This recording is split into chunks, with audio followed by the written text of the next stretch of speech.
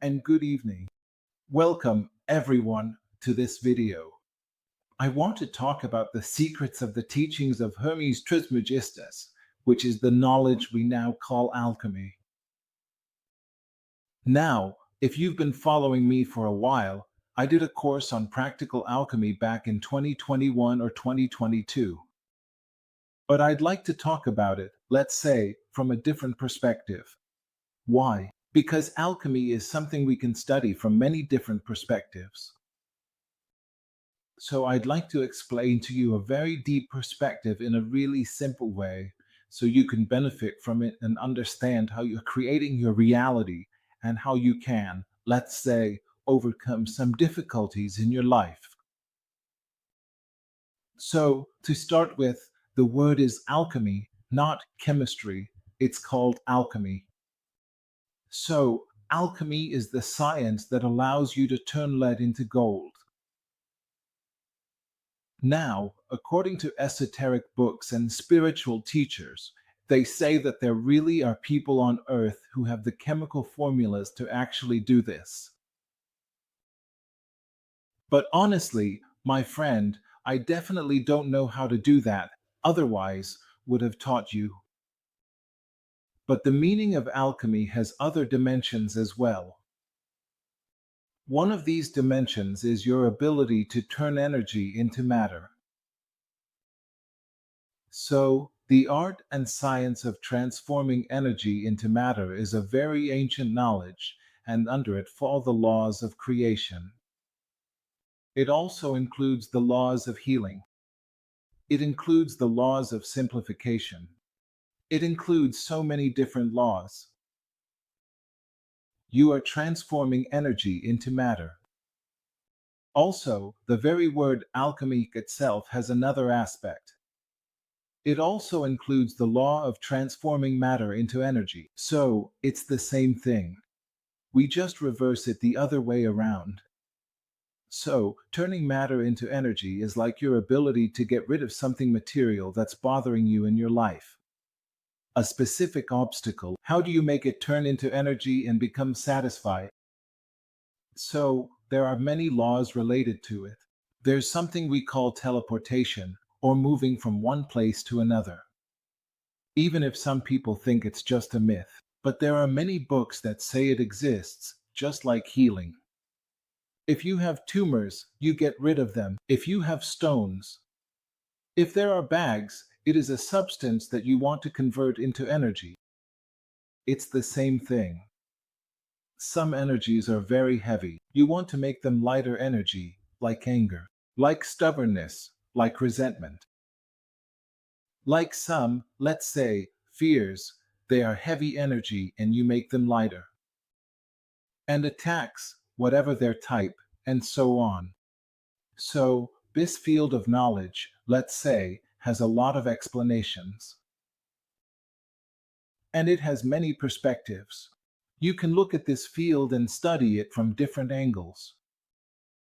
Now, to be honest with you, this field has been heavily attacked. Because there are people, let's say, who practice this field.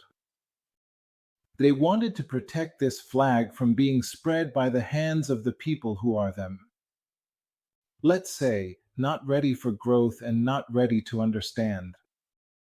So, part of the image of this field was distorted in order to prevent it from spreading to people with lower awareness.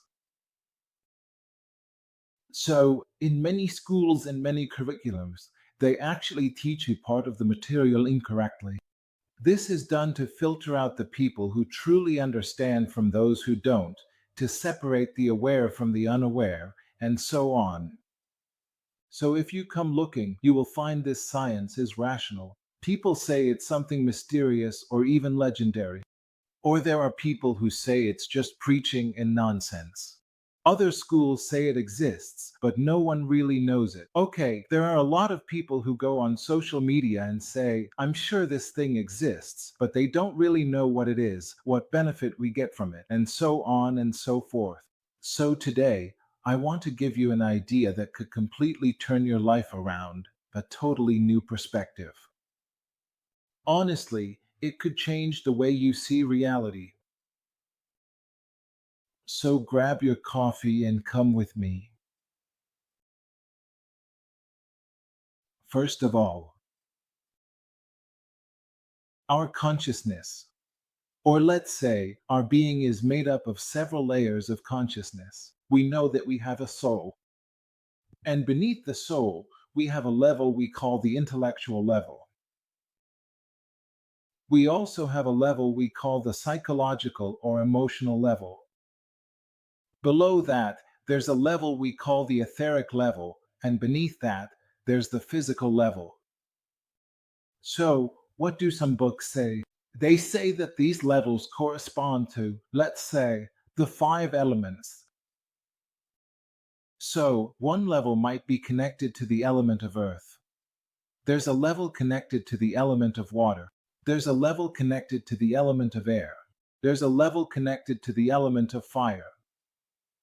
And there's a level connected to the fifth element, which they call the element of Akasha, or the element of light, or ether, depending on the tradition you're studying.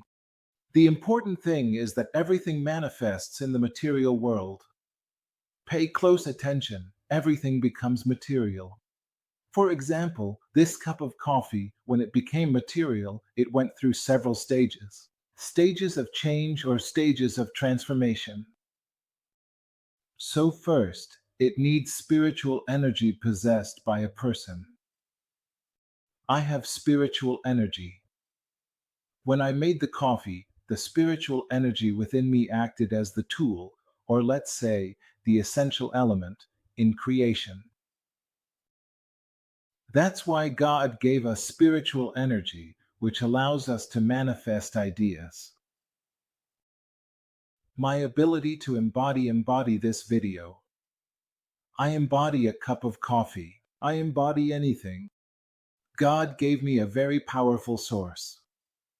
He's a jerk to me. It's the energy of my soul, or it's my true self. So, from this energy, which is a very powerful source that we call the fifth element, I can use it, let's say, in the first stage of creation. Now, the second stage. I was sitting there, and it occurred to me that I wanted to make a cup of coffee. So, the second stage is about creating the idea. What does the wise Buddha say? He says everything that exists in the material world started as an idea. And honestly, this is 1,000,000% true. The problem is that when people study reality, they overlook a lot of things and don't pay attention to them. So they said this theory isn't true because there are many aspects they didn't study thoroughly, and they saw that just because I thought about 1,000,000, I didn't actually get 1,000,000. I thought about healing, but this theory didn't work out. So think with me, you have a level that we call the spiritual level. This spiritual level gives energy to the level right below it, which is the mental level. At this mental level, I thought that I wanted to make coffee. When this thought is accompanied by a feeling, like I'm craving coffee, the level below it gets activated, which is the emotional or psychological level. So now I have a motivation that I really want to make coffee, or maybe there's a motivation in the layer beneath that, which is the etheric level, where someone might separate me from it. Okay. So, on the etheric and physical levels, everything that happens on the higher levels gets reflected. So, maybe because I thought that I wanted coffee and got excited, or felt like I really wanted to drink coffee, that could push my etheric and physical body to make coffee, or maybe someone will come and invite me for coffee. Now, always keep in mind that the transfer of energy from the spiritual world to the mental world, to the emotional world, to the, let's say, etheric and physical world. This process is what we call manifestation. So, what's the point? This process is connected to time. Pay very close attention. The most important thing you'll ever learn about this process is that it's tied to time. What does it mean that it's connected to time? It means that for this process to happen, it needs time. Now, pay attention. So, what's the point? What's the point? Let's say I thought about making coffee, and 2 minutes later, I made coffee. Okay, that's because the idea in the mental world is very strong, and the feeling in the emotional world is strong too. And for me, it's easy, so my body just does it. But if I don't have any coffee beans, if I don't have any water, then the mental body creates another thought, like I don't have water, I don't have coffee, I don't have it, I don't know what. The emotional body creates feelings of frustration. So, something happens that we call inner conflict, an internal disturbance, and as a result, the idea doesn't happen anymore. So, what I want to get across to you is that anything that exists in the mental world then moves into the emotional world, then it moves into the etheric world, and then it becomes part of the physical world. It needs time, there's a timing for it to happen. Pay very close attention during this time. You shouldn't create opposing thoughts and let the energy of the soul, which comes from the higher level, experience conflict in the lower layers and get wasted. So, for example, if I think about getting up to make coffee, but then I say, no, I'm feeling lazy, I don't want to. All right, maybe I'll do it a little later. All right, maybe I could ask for a contract. I'm amazed. I have this amazement. I don't even know why. The mental world is full of so many thoughts. The emotional world is full of so much conflict. The energy of the soul, as it descends into these worlds, is being wasted, and as a result, the energy is lost and doesn't reach the etheric body or the physical body. So this idea might not materialize, whether I'm the one making the coffee or someone else does it. You get what I mean? Now, pay attention. The most important thing is that as these ideas move from one level to another, they pass through gateways. We call these gateways energy transformers. Now, what did the Asians call these transformers? They called her shakers. So, from the spiritual world, my spiritual energy, which is at the crown chakra, when it comes down, it nourishes my thoughts. The ability to nourish thoughts is connected to the strength of the third eye chakra and the throat chakra. These two chakras act like gateways. So, the bigger this gateway is, the more my mental body can absorb spiritual energy, and as a result, my thoughts can be stronger. This is factor number 1. When the energy moves from the mental world to the emotional world, it passes through the heart chakra and the solar plexus chakra. The size and quality of these two chakras are linked to my ability to emotionally interact with this idea. When this energy descends to the etheric and physical bodies, it connects to the navel chakra and the root chakra. My ability to have the motivation to take action, move, or say anything physically is connected to the quality of the root chakra and the navel chakra. This is factor number 1. Keep that in mind. Factor number 2. Pay attention. The quality of the chakras isn't just about their size. You know when you make tea, and when you pour the tea, you use a strainer. So there's something that stays in the strainer, which is the tea leaves or what you boiled, and the liquid, which is the tea, goes into the cup that you drink from. Right. This strainer, pay attention. Think of this strainer as your chakra. The quality of your chakra acts as a filter. Pay attention, it filters.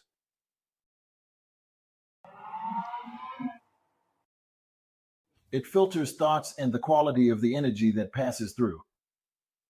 For example, if my Ajna chakra and throat chakra are in really bad shape and filled with polluted thoughts, my ability to think very positive thoughts is affected. The energy of the spirit doesn't recharge very well. And these energies, let's say, get stuck in these chakras and don't reach the emotional body. If the solar plexus chakra and the heart chakra are very polluted, the energy coming down gets stuck in these two chakras and might not reach the etheric body or the physical body. That's why chakras are called energy transformers. Energy flows from the spiritual world to the mental world, then to the emotional world, and finally to the etheric and physical worlds. But the amount, flow, speed, and quality of energy depend on the size of the chakras and, secondly, on the quality of the chakras.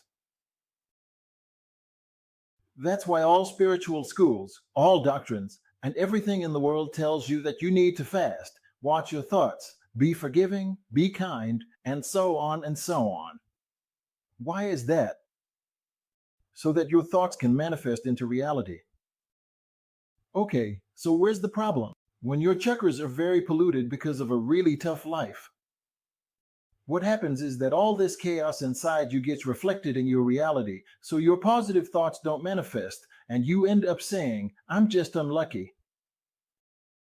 In reality, if you weigh your thoughts, your chakras are filled with a lot of negative thoughts, which creates internal noise for you. Even your positive thoughts stop manifesting.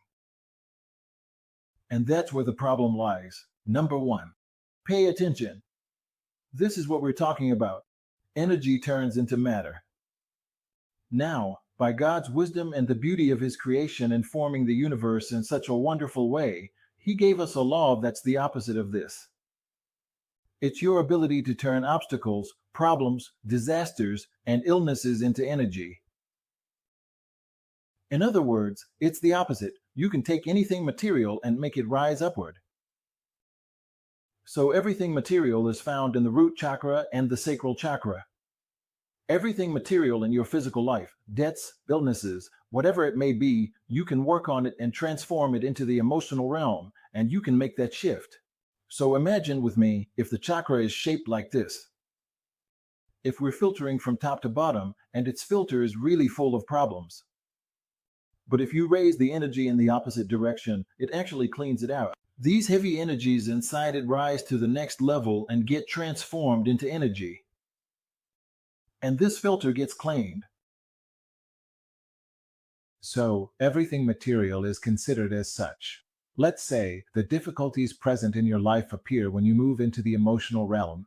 It's like you're cleansing your emotional chakras. Then you move up to the mental realm, so you're cleansing your mental chakras, and after that, you move on to the spiritual realm. Pay attention.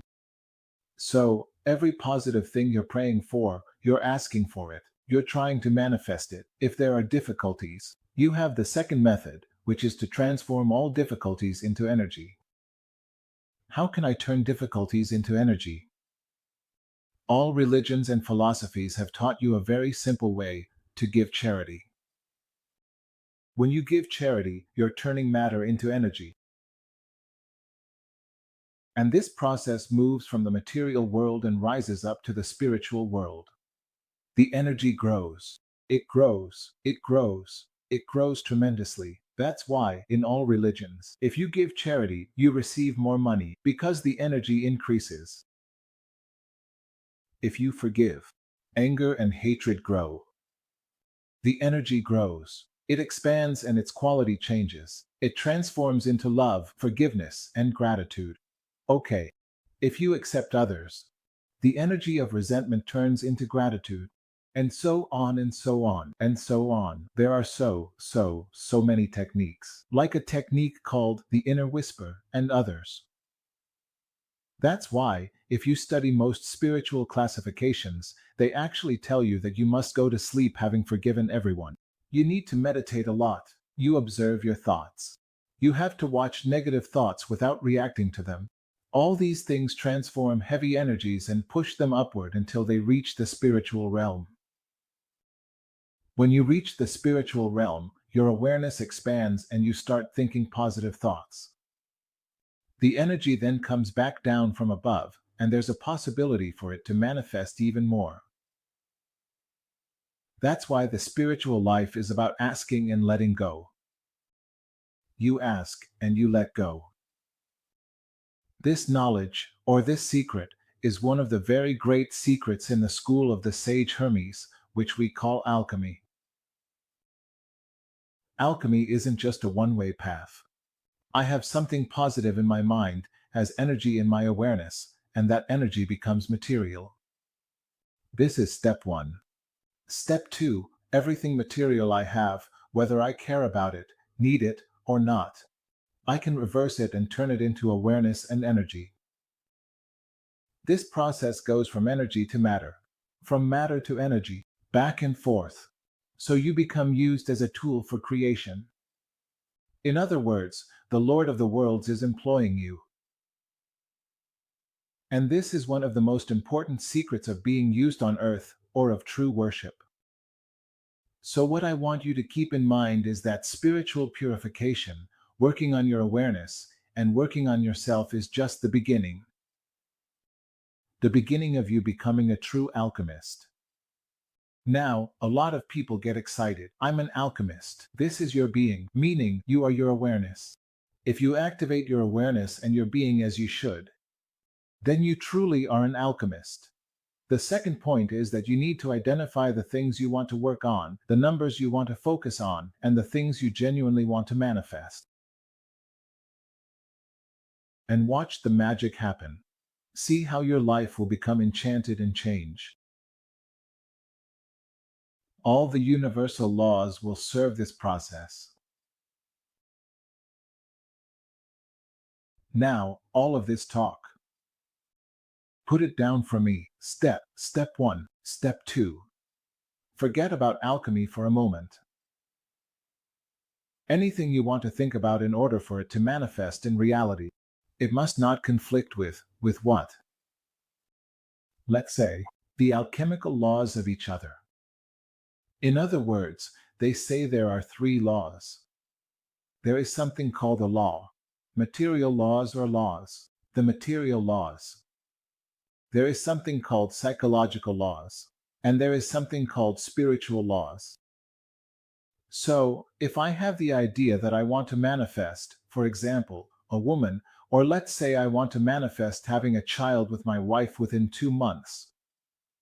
My wife, who wants to get pregnant and have a baby in 2 months, the baby actually needs to stay in her womb for 9 months. So when you try to manifest this idea, it won't happen because it goes against the laws of the planet. The laws of nature. If I want to manifest $1 million in 3 hours, that's going to be very difficult. Because you're violating economic laws. The same thing applies to violating psychological laws. Okay, the same thing applies, for example, to violating material laws as well. Like, for example, a boy becoming a girl, regardless of surgeries. The same goes for psychological laws, and we also have spiritual laws. All these laws are interconnected. So what did the scientists and wise people say? They said that anything you want to try to manifest must not harm others or the planet. So anything that doesn't manifest might be harmful to others or not in line with the laws of the planet. Also, anything you want to dematerialize from the physical world and turn back into energy must disappear without harming others.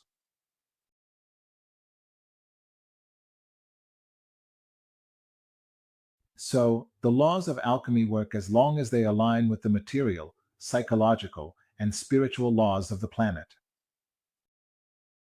You also need to keep this in mind. Now, this explanation. Why did I want to explain this principle to you? So that you keep this in mind very well.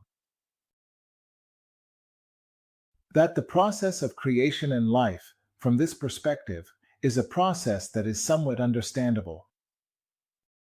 Is it easy to apply? Applying it requires practice and effort, but it's not difficult. Now, here's a gift from me to you. I'm going to give you an alchemical meditation that will work on many layers of consciousness and will help you improve your life. You'll see it, God willing, in the next video, and if you have any questions, you can put them in the comments and we might address them in future videos. Thank you very much.